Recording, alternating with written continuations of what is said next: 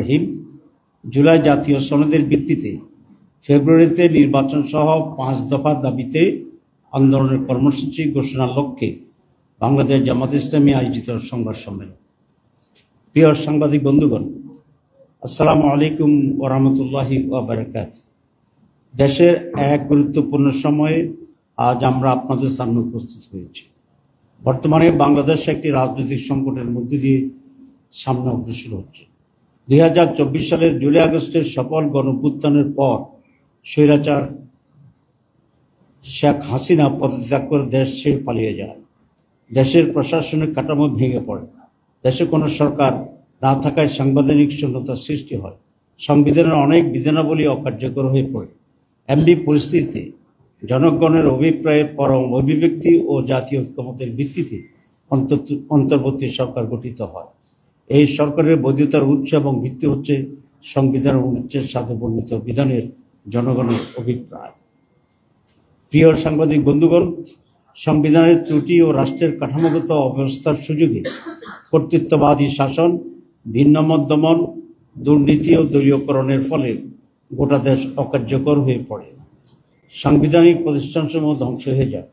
ফলে রাষ্ট্রের সব বিভাগের সংস্কার অপরিহার্য হয়ে ওঠে। অন্তর্বর্তী সরকার দায়িত্ব গ্রহণের পর রাষ্ট্রের প্রয়োজনকে সামনে রেখে জনগণের প্রত্যাশা পূরণের লক্ষ্যে গণহত্যার বিচার, রাষ্ট্র সংস্কার ও স্বৈরাচার ফিরে আসার সকল পথ রুদ্ধ করার তত্ত্ব নিয়ে কাজ শুরু করে গঠিত হয় বিভিন্ন সংস্কার কমিশন। কমিশনগুলোর সুপারিশের ভিত্তিতে জাতীয় ঐক্যমত্য কমিশন 166টি প্রস্তাবের ভিত্তিতে রাজনৈতিক দলসমূহের সাথে আলোচনায় মিলিত হন। দীর্ঘ আলোচনার পর 84 প্রস্তাব সিদ্ধান্ত আকারে গৃহীত হয়। অনেকগুলো প্রস্তাবের সাথে 2-1টি রাজনৈতিক দল ভিন্নমত পোষণ করায় অনেকগুলো গুরুত্বপূর্ণ সিদ্ধান্ত গ্রহণ করা সম্ভব হয়। প্রিয় সাংবাদিক বন্ধুগণ, সরকার ইতিমধ্যে জুলাই জাতীয় ঘোষণা ও জুলাই জাতীয় সনদ প্রস্তুত করেছে। একটি বৃহৎ রাজনৈতিক দল হিসেবে বাংলাদেশ জামাত ইসলামী জুলাই জাতীয় ঘোষণা ও জুলাই জাতীয় সনদের প্রয়োজনীয় সংশোধনী সহ তাদের পরামর্শ সরকারের নিকট উপস্থাপন করে। জামাত ইসলামী বরাবরই জুলাই জাতীয় সনদকে আইনগত ভিত্তি দেওয়ার বিষয়ে জোরালো ভূমিকা পালন করে আসছে। জাতির ক্রান্তি লগ্নে ডক্ট্রিন অব নেসেসিটি হিসাবে অতীতের বিভিন্ন নজির ও উদাহরণ তুলে ধরে জুলাই জাতীয় সনদের আইনগত ভিত্তির বিষয়ে জামাত ইসলামী বারবার তার সিদ্ধান্ত অবস্থান ব্যক্ত করে আসছে।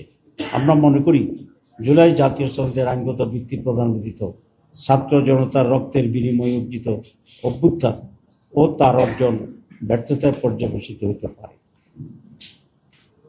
প্রিয় সাংবাদিক বন্ধুগণ, ইতিমধ্যে জাতীয় সংসদ নির্বাচনের রোডম্যাপ নির্ধারণ করা হয়েছে। আমরা ঘোষিত রোডম্যাপ অনুযায়ী অবাধ, সুষ্ঠু, নিরপেক্ষ, ভয়ভীতিমুক্ত, গ্রহণযোগ্য নির্বাচনের লক্ষ্যে প্রয়োজনীয় পদক্ষেপ গ্রহণ করার আহ্বান জানিয়ে আসছি। আমাদের অতীত অভিজ্ঞতা অনুযায়ী কালো টাকার ব্যবহার বন্ধ, ভোট কেন্দ্র দখল, বেশি শক্তি প্রদর্শন ও ভোটের বিভিন্ন অনিয়ম ও অপতৎপরতা বন্ধ, কোয়ালিটি সম্পন্ন পার্লামেন্ট এবং দক্ষ আইন প্রণেতা তৈরি সহ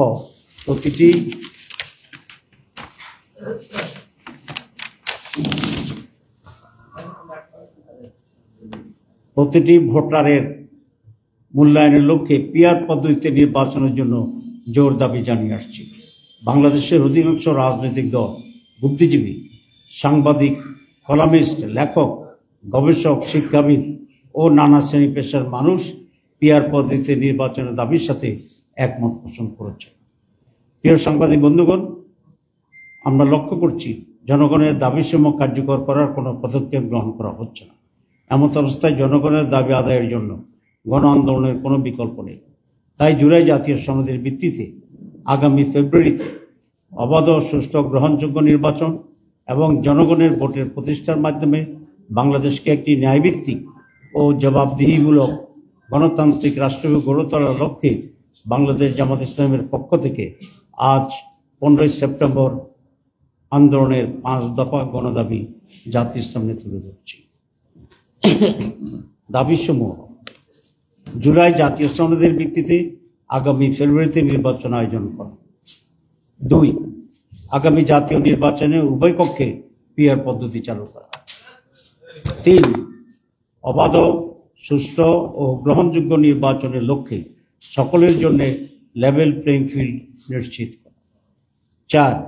ফ্যাসিস্ট সরকারের সকল জুলুম, নির্যাতন, গণহত্যা ও দুর্নীতির বিচার দৃশ্যমান করা। 5. স্বৈরাচারের দোষর জাতীয় পার্টি ও 14 দলের কার্যক্রম নিষিদ্ধ করা। উক্ত দাবিসমূহ বাস্তবায়নের লক্ষ্যে নিম্নোক্ত কর্মসূচি পালন করা হবে ইনশাআল্লাহ।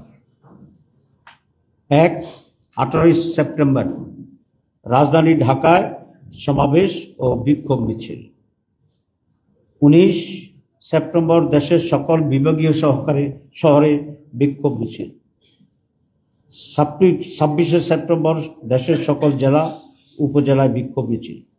এসব কর্মসূচি বাস্তবায়নের মাধ্যমে জনগণের দাবি আদায়ের লক্ষ্যে ঐক্যবদ্ধ হওয়ার জন্য আমরা দেশবাসীর প্রতি উদাত্ত আহ্বান জানাচ্ছি। আপনাদের সবাইকে ধন্যবাদ জানিয়ে আমার বক্তব্য শেষ করছি। ডাক্তার সৈয়দ আব্দুল মোত্তাহের, সাবেক এমপি, নায়েবে আমির, বাংলাদেশ জামাত ইসলামী।